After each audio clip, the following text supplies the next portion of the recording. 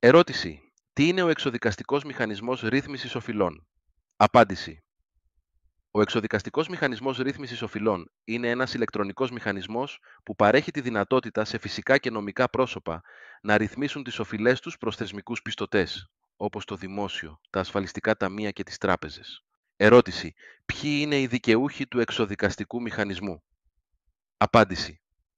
Δικαιούχοι του εξοδικαστικού μηχανισμού είναι φυσικά και νομικά πρόσωπα που έχουν πραγματική οικονομική αδυναμία να αποπληρώσουν τις οφειλές τους και το συνολικό ύψος των οφειλών τους υπερβαίνει τα 10.000 ευρώ.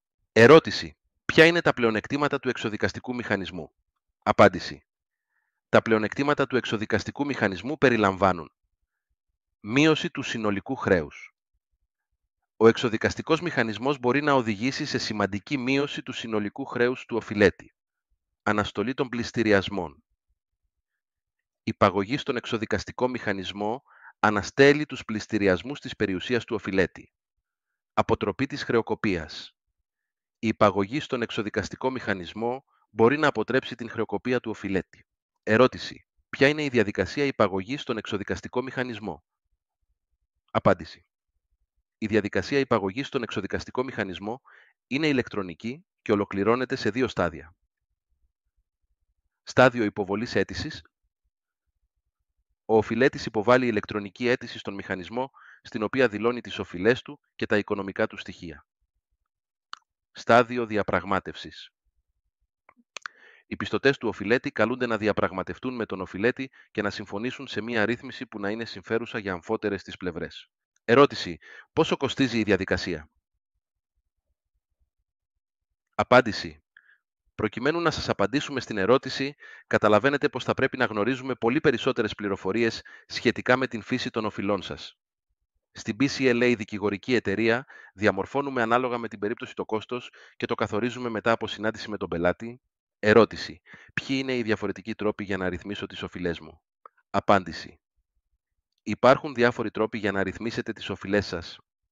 Οι πιο κοινοί τρόποι είναι εξοδικαστικός μηχανισμός ρύθμισης οφειλών.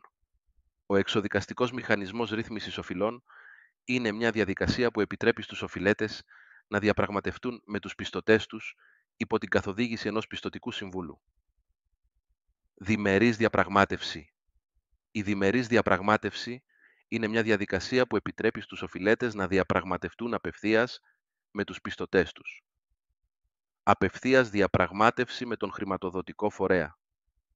Η απευθείας διαπραγμάτευση με τον χρηματοδοτικό φορέα είναι μια διαδικασία που επιτρέπει στους οφειλέτες να διαπραγματευτούν απευθείας με τον χρηματοδοτικό φορέα που τους έχει χορηγήσει το δάνειο.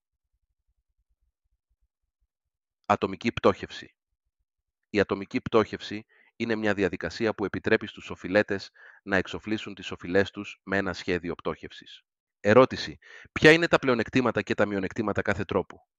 Απάντηση. Κάθε τρόπος έχει τα δικά του πλεονεκτήματα και μειονεκτήματα. Ο εξοδικαστικός μηχανισμός ρύθμισης οφειλών έχει ως πλεονέκτημα ότι μπορεί να σας βοηθήσει να εξοφλήσετε τις οφειλές σας με ένα σχέδιο που είναι προσαρμοσμένο στις δικές σας ανάγκες. Η διμερής διαπραγμάτευση έχει ως πλεονέκτημα ότι μπορεί να είναι μια πιο γρήγορη διαδικασία από τον εξοδικαστικό μηχανισμό ρύθμισης οφειλών.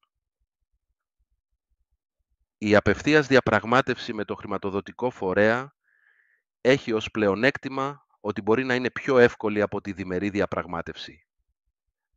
Η ατομική πτώχευση έχει ως πλεονέκτημα ότι μπορεί να σας βοηθήσει να απαλλαγείτε από τις οφειλές σας και να κάνετε μια νέα αρχή. Ερώτηση. Πώς μπορώ να αποφασίσω ποια είναι η καλύτερη επιλογή για μένα? Απάντηση. Η καλύτερη επιλογή για εσάς θα εξαρτηθεί από τις συγκεκριμένες ανάγκες και τις περιστάσεις σας. Είναι σημαντικό να δούμε εξονυχιστικά την υπόθεσή σας, ώστε να μπορέσουμε να απαντήσουμε αυτήν την ερώτηση.